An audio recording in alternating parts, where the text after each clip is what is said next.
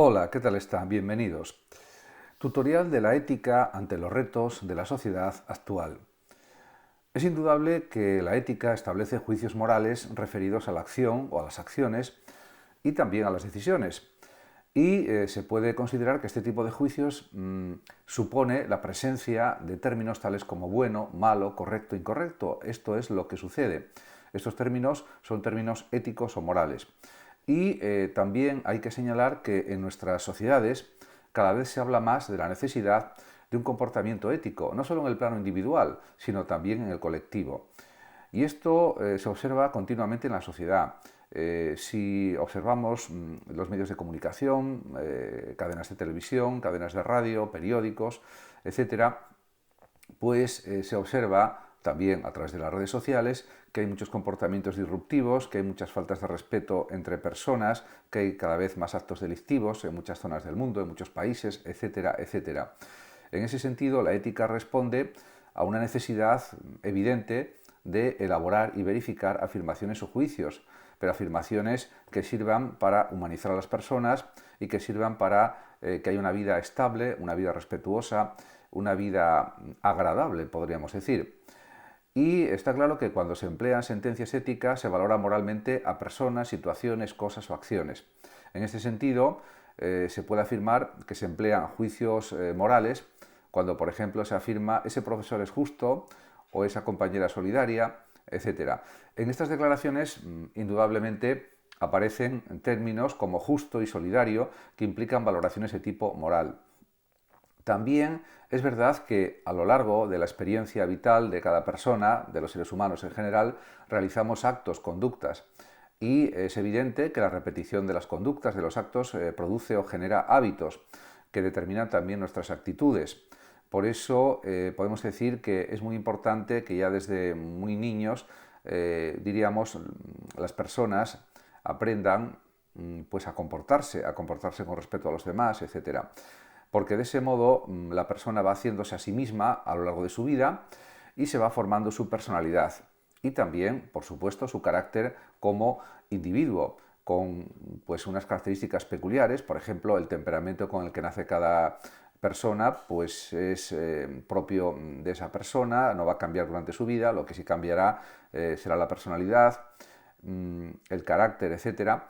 Y por otra parte, es evidente también que la moral ayuda de una manera muy significativa a construir nuestra forma de ser a través de la conducta, que es en realidad la capacidad de ir concretando las posibilidades de autorrealizarnos como personas. Porque de eso se trata, de vivir bien, de sentirnos bien en lo posible, porque siempre hay cosas negativas en la vida, hay problemas, etcétera. La vida es constitutivamente problema, como decía por ejemplo Julián Marías y otros filósofos, y pues a partir de ahí se puede desarrollar una vida mejor, una vida más satisfactoria, podríamos decir. En cuanto al concepto de ética y moral, la ética reflexiona sobre por qué alguna conducta está bien o está mal. En definitiva, es un análisis reflexivo sobre el bien y el mal, lo bueno o lo malo, lo justo o lo injusto, etc. Y la moral sería la aplicación práctica en la realidad de todos los días de eso que sabemos que es bueno o que es malo. En definitiva, dicho de otra forma, la ética es una disciplina filosófica, se puede decir, que tiene por objeto los juicios de valor, siempre y cuando estos juicios de valor se apliquen a la distinción entre el bien y el mal. Y esas diferenciaciones entre bien y mal pueden ser muy variadas, muy plurales, muy diversas, porque hay muchos comportamientos, muchas conductas valorables, pues puede haber millones de conductas valorables o incluso más, porque somos 8.000 millones de personas en el planeta y cada persona produce muchísimas conductas durante su vida. Desde este punto de vista etimológico, podemos decir que la palabra ética, además, procede del griego ethos, que en su contexto original posee un doble significado. Sería, pues en cierto sentido, pues la morada o residencia o lugar donde se habita, el ethos, y la moral, pues podemos decir que forma parte de la vida concreta. Trata, en cambio, de la práctica real de las personas que se expresa a través de costumbres, hábitos y valores aceptados. Y en cambio la ética podemos decir que es la reflexión teórica sobre lo que está bien y lo que está mal. pero una reflexión teórica muy bien argumentada, muy bien justificada y que sea coherente, racional y que no sea arbitraria, por supuesto. Eso sería algo clave y fundamental. En definitiva, recapitulando, se puede decir que el ámbito de la ética abarca nuestro comportamiento, que también es juzgado por los demás, y la ética nos permite sobre todo y fundamentalmente juzgar lo bueno y lo malo o lo correcto e incorrecto de nuestros actos, de nuestras conductas, de nuestros comportamientos. Por otro lado, también hay que decir que, por ejemplo, en la época de Aristóteles, este significado de ethos como país o patria se empieza a aplicar al lugar que ocupa uno mismo y al mundo interior de la persona. Por lo tanto, el ethos, desde la perspectiva aristotélica, sería el fundamento de la práctica, de la praxis cotidiana, la raíz de la que brotan todos los actos humanos. Además de la palabra ética, pues también pueden extraerse más significados, porque este término ética pasó también a significar modo de ser o carácter, es decir, designa también el conjunto de cualidades o circunstancias, se podría decir, propias de una persona o de una colectividad, y esas mismas cualidades son las que diferencian o distinguen, se podría decir, a una determinada persona de las demás por su modo de ser o de comportarse. También en la antigüedad los romanos, los latinos, emplearían precisamente la palabra latina mos, que significa costumbre, para recoger esta idea de ética como hábito, como manera permanente de actuar o comportarse. Además, hay que decir que esta palabra es la que dará lugar al concepto de moral. La moral deriva de mos, que es costumbre. Solo a partir del siglo XVIII la ética hace referencia a una investigación crítica, teórica de los fenómenos morales, o bien de las normas morales de la conducta, como por ejemplo los conceptos de bueno o malo. En definitiva, se puede decir que la moral hace referencia a un conjunto de costumbres, creencias, valores y normas de una persona o grupo social determinado que inciden en nuestros comportamientos, o lo que es lo mismo, que nos orientan acerca del bien o del mal y de lo correcto o incorrecto de las acciones. Se pueden también establecer las diferencias entre ética y moral, porque es cierto que tanto en el lenguaje, diríamos, común o natural como en el filosófico, no hay un criterio unánimemente aceptado para distinguir los conceptos de ética y moral, pero se puede decir que en muchos casos, además, se usan de forma intercambiable, de forma sinónima prácticamente, aunque también desde un punto de vista filosófico y ético conviene distinguirlos. Se puede decir que probablemente la dificultad a la hora de diferenciar ética de moral radica en que las disciplinas se refieren a normas que deben guiar nuestros comportamientos de forma obligatoria, nuestros comportamientos cotidianos. Pero si hubiera que matizar más esta diferenciación, pues habría que decir que la moral se refiere a un código de prohibiciones o prescripciones, o prohibiciones y prescripciones, aceptado por un grupo social o incluso por un moralista. En cambio, la ética analiza desde un punto de vista teórico muy reflexivo los principios filosóficos que son la base de ese código de conducta que constituye la moral. En este sentido, se puede decir que la moral es concreta porque se aplica a la vida diaria, pues dice lo que debe hacerse. La ética, en cambio, es una reflexión de tipo abstracto que permite calificar la conducta humana en términos de bondad o maldad. En este sentido, el filósofo español José Luis Aranguren hizo una distinción muy adecuada. Por un lado, se refiere a la moral como moral vivida, porque es la moral cotidiana, y que es una expresión que se entiende muy bien, es decir, algo que las personas y la sociedad disfrutan o ejercen en su vida cotidiana. En cambio, según López Aranguren, existe también la moral pensada o ética, que se corresponde con la reflexión que los distintos pensadores hacen o realizan sobre la moral. Se puede afirmar también que desde los comienzos de la humanidad está presente en la sociedad el interés por regular mediante normas o códigos las acciones y comportamientos concretos de los seres humanos. En este sentido, es evidente que en todos los pueblos y culturas y comunidades podemos encontrar reglas y prohibiciones que definen la moral de esa etnia, de ese pueblo primitivo, etc. En definitiva, podemos decir que las normas, como hacer el bien y evitar el mal, son normas que en realidad están bien justificadas éticamente y que deben aplicarse desde el punto de vista de la moral, porque deben orientar nuestras vidas cotidianamente. Eso es algo evidente. En el siglo VII a.C., por ejemplo, con el nacimiento de la filosofía, diríamos en Mileto, a través del filósofo y matemático y astrónomo Tales de Mileto, Anaximandro, Anaxímenes, etc., surgió el interés y la capacidad humana de reflexionar sobre las normas o códigos ya existentes, comparándolos o buscando su fundamento. Esto se aproxima a lo que en la actualidad entendemos por ética, ya que pues de esta forma utilizamos nuestras capacidades de razonar, de argumentar, de entender, de comprender, y también sirve para preguntarnos por nuestro comportamiento. Por ejemplo, ¿por qué son válidos unos comportamientos y no otros? Pues hay múltiples razones, numerosas razones para decir que un comportamiento está bien o está mal. Lo que es necesario, lógicamente, es razonar correctamente, emplear bien la lógica, realizar juicios correctos, válidos, no juicios incorrectos. En cuanto a la ética y los retos de la sociedad actual, pues podemos decir que la ética debería impregnar toda la vida social, pero actualmente, en el siglo XXI, parece que, diríamos, es aplicada por un cierto número de personas, pero no por todas. También podemos decir que la ética está relacionada con nuestros derechos y deberes como ciudadanos, también con nuestra democracia, porque el derecho se basa en la ética también, y con la confianza en uno mismo y en los demás. O en otras palabras, o dicho de otra manera, la ética no es ajena a ninguna actividad humana. Hay una ética médica, hay una ética, pues por ejemplo, del gobierno, hay una ética política, hay una ética social, hay una ética individual también, y hay muchos tipos de ética aplicados a la actividad humana. Por eso se puede hablar también de una ética profesional, etc. Esto es así porque la ética indudablemente exige la coherencia personal, y gracias a ella se puede impedir la instrumentalización de otras personas y conseguir que se respeten también los derechos humanos.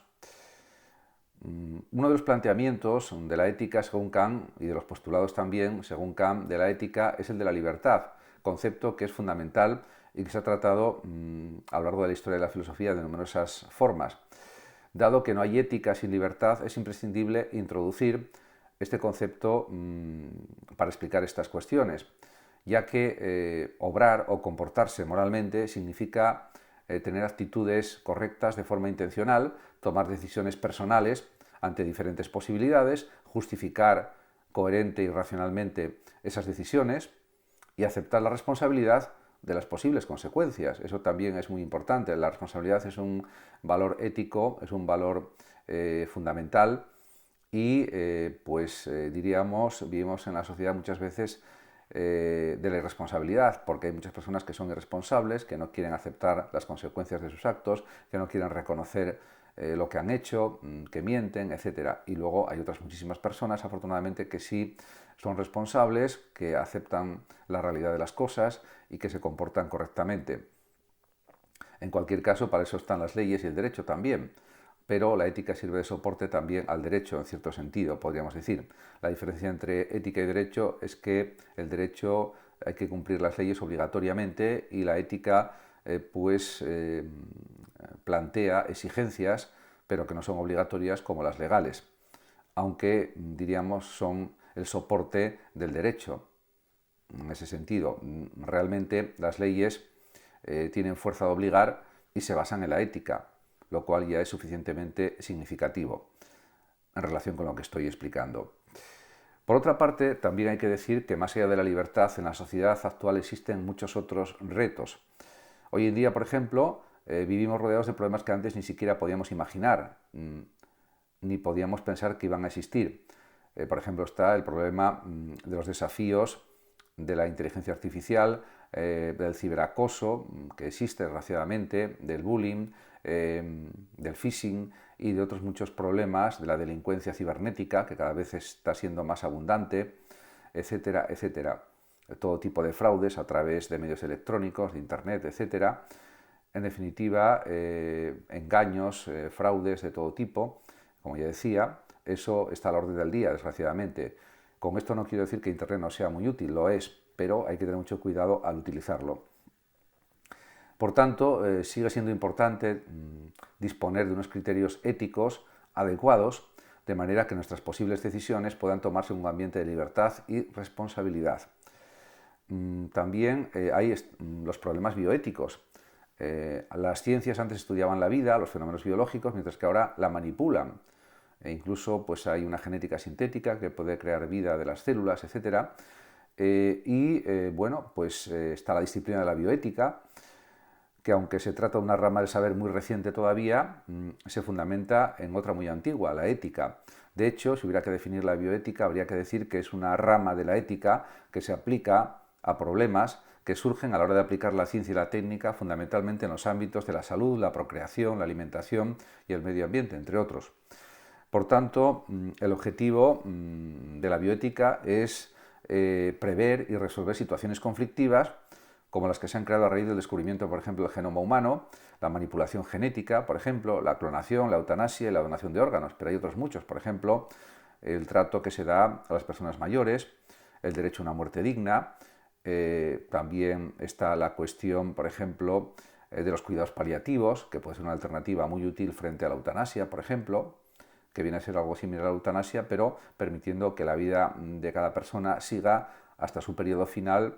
Y en su periodo final, bueno, si hay un encarnizamiento terapéutico, pues se puede desconectar a la persona, pero siempre en un caso ya muy extremo. En ese sentido, a mí me parece mucho mejor los cuidados paliativos que la eutanasia. En cualquier caso, en España se ha aprobado una ley de eutanasia que es muy garantista, pero que a mi juicio era innecesaria, porque con unos cuidados paliativos bien establecidos y bien desarrollados es más que suficiente. En todo caso, es una cuestión también de opinión, en cierto sentido, pero mi perspectiva filosófica es esa, y ética. También, por supuesto, existen otro tipo de problemas, como, por ejemplo, la cuestión de los problemas ecológicos y sociales. La ecología, por ejemplo, es una rama de la biología que estudia la relación entre los seres vivos y su medio ambiente, además de las que mantienen los seres vivos entre sí, puesto que el medio ambiente se basa en una independencia total y en una también a la vez relación directa con la actividad humana. En definitiva, podemos decir que existe una interdependencia entre lo que hace el ser humano con las industrias, fábricas, etcétera, la contaminación que produce y luego la conservación del planeta. En ese sentido, podemos decir que hay una crisis ecológica.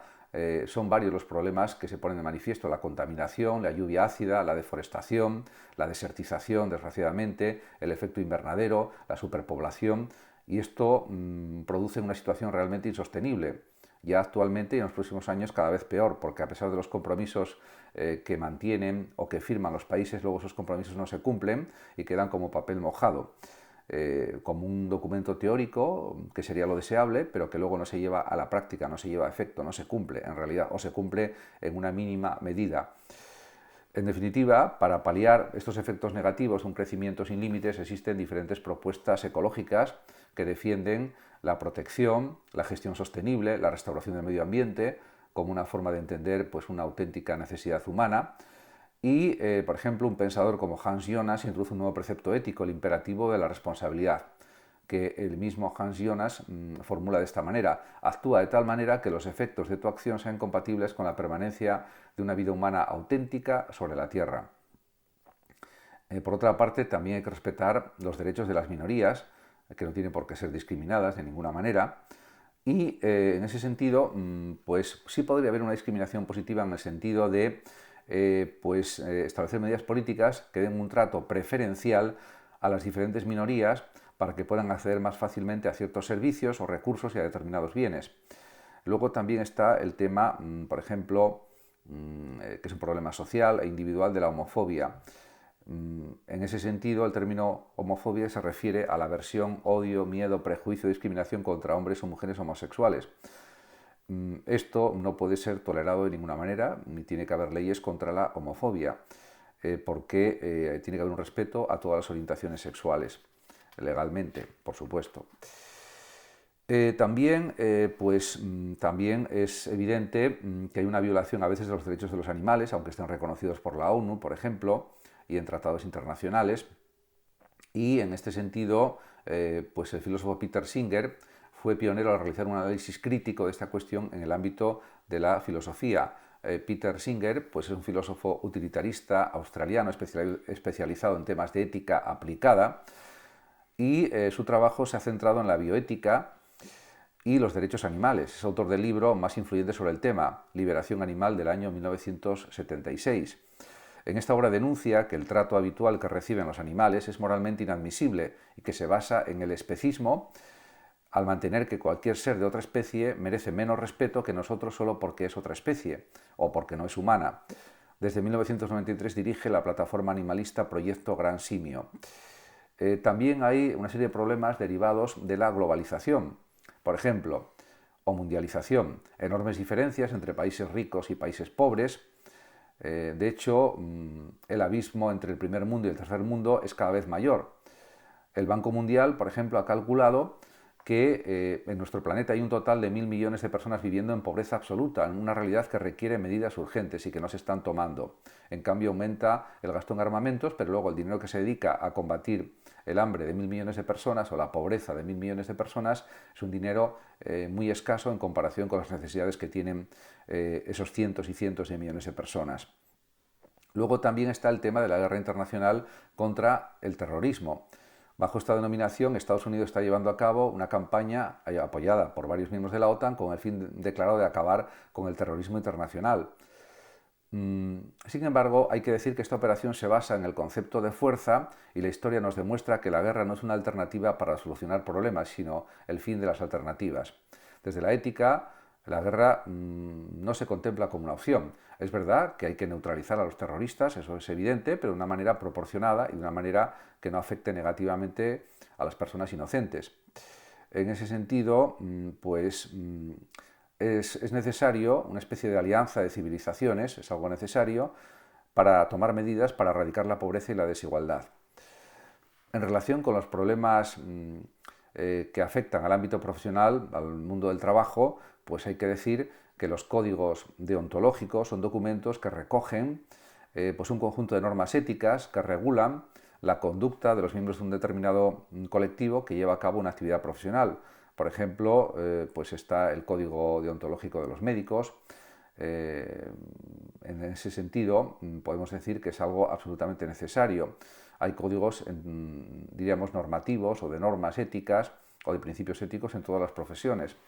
De hecho, estos códigos parten de la ética, se rigen por el deber, la libertad y la responsabilidad, además de orientar a los profesionales en su servicio a las personas de acuerdo con sus intereses y necesidades. De hecho, diríamos que es una especie de código utilitarista, pero a la vez deontológico. De hecho, Jeremy Bentham definió por primera vez la deontología en general como la ciencia de los deberes o teoría de las normas morales, ya que la ética es la parte de la filosofía que estudia la conducta buena.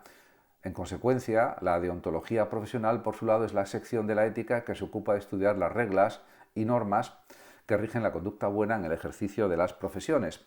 Y dentro de este contexto, también es evidente que se puede analizar la deontología del educador, de los docentes, de los profesores, de los maestros, que es la encargada de conocer cómo el maestro realiza su tarea de preparar pues a las nuevas generaciones de nuestra sociedad.